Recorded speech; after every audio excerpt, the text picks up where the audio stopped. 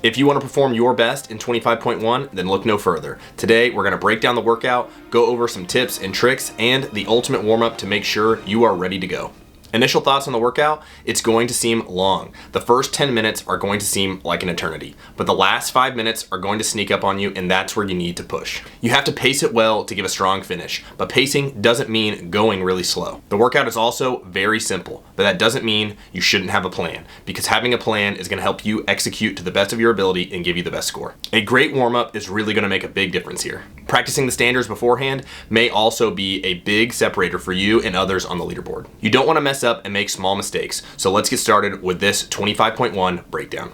Athlete performances. Haley Adams got 264 reps, which is 17.6 reps per minute. Now, Haley was smooth from the start. She came out very calm and steady, and it proved to be a great plan for her. She finished strong, and I think this is a great plan for most people out there. Roman Krenikov had a score of 305 reps, which is 20.33 reps per minute. The 20 reps per minute is usually around the elite scores in a workout like this. He came out really hot and started to slow down at the end. Rich came out a little bit slower and then slowly caught up to him and was able to push a lot more at the end. So, lesson, don't go out too hot. But it wasn't a terrible performance. He still had a great score and probably a top finish worldwide. Rich Froning, the GOAT, got 309. That's 20.6 reps per minute. Just a small difference between him and Roman Krenikov, and it led to his victory. Rich didn't come out very hot. He switched hands on the dumbbell more than anyone out of the group, and it paid off. He had a strong finish and was able to push and seemed to be going the same pace throughout the whole workout. Classic Rich. Austin Hatfield got a score of 334, which is 22.26 reps per minute. He also came out very hot, but he was able to hold on. There's not a lot to learn here unless you're elite or you plan on sticking to a very hard pace and finishing with the same pace at the end.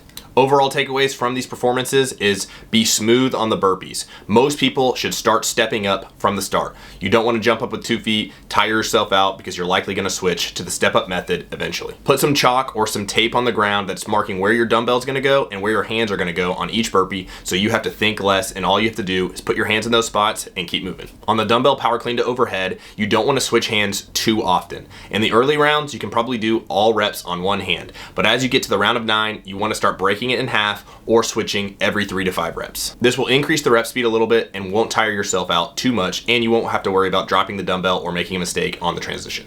On the lunge, you want to find out the number of steps it's going to take you to do the 15 feet each segment. Here, you want to take deep breaths and relax. It's going to be your only time to get a good rest break because you don't want to stop moving in this workout. Once you finish with the lunge, get straight back to the ground and keep moving. Now, the lunges aren't going to be easy and they're going to get harder as you go, but it's the easiest part of the workout. So take your time, breathe, don't rush through them so that you can go right back to the burpees and keep moving. Now again, this workout is simple, but a warm-up will help you. The more efficient you can be, the easier the reps will feel and the more reps you'll get in the long run. Your initial prep, you want to start with 3 to 5 minutes on the bike or on the row, get out the jitters, relax, and get ready to warm up. Get in a headspace that you're about to do something hard and get ready. Then you're going to do a little bit of mobility to open up the hips, the spine, and the shoulders. You're going to do 2 sets of 10 per side, night to hamstring, 10 alternating scorpion taps, and 5 per side kettlebell windmills at a light weight. I'll have the movements linked below. Next, you're going to do a 15-minute easy effort blood flow warm-up. You're going to do 15 cows on the Echo bike or the assault bike,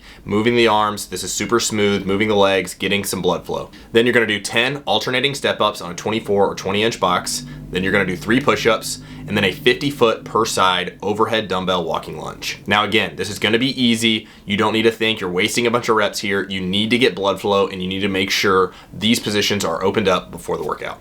Next, you're going to do a little bit of practice at a faster pace. You're going to do 2 sets of 3 burpees over the dumbbell. You're going to do 2 per side, hang power clean to overhead, and then a 15-foot lunge. Rest 30 to 60 seconds, and then repeat. Here, you need to practice the way you're going to do the workout. This is at game speed or maybe a little bit faster, but you want to make sure you have your hands ready for the burpees, where you're going to jump, where you're going to land. You're going to feel out transitioning the dumbbell, and then you're going to start counting your steps, like I said before, to make sure you're in a good rhythm. You want your heart rate elevated a little bit and you want to be a little bit sweaty before you jump into the workout. Then you'll be ready for the workout. The beginning of the workout has a lot of transitions. You don't want to waste time here, but that's kind of good. It can get you in the zone of moving and not having to worry about these long, big sets that are going to tire you out. But as you progress, the sets are going to get longer and you're going to want to slow down. Pick a pace so that doesn't happen. When you get to the 10-minute mark, it's going to be the hardest. But as we saw in the workout, as soon as that 10-minute mark started, the last 5 minutes seem to happen in a snap. This is where you want to put pressure on the workout workout and really push for a good score. You want to have a consistent rate throughout the whole workout, and in the last 5 minutes, you don't want to see a big drop off. Overall, you want to stay calm and have fun. Pace from the beginning. That doesn't mean go slow, but have a good push at the end. Like I said, you want to pressure yourself in the last 5 minutes to really give a great push. Don't let up and keep your nose on the grindstone and keep working. Feel free to reach out to me if you have any questions or you need further advice on strategies for this workout. Good luck and have a great time.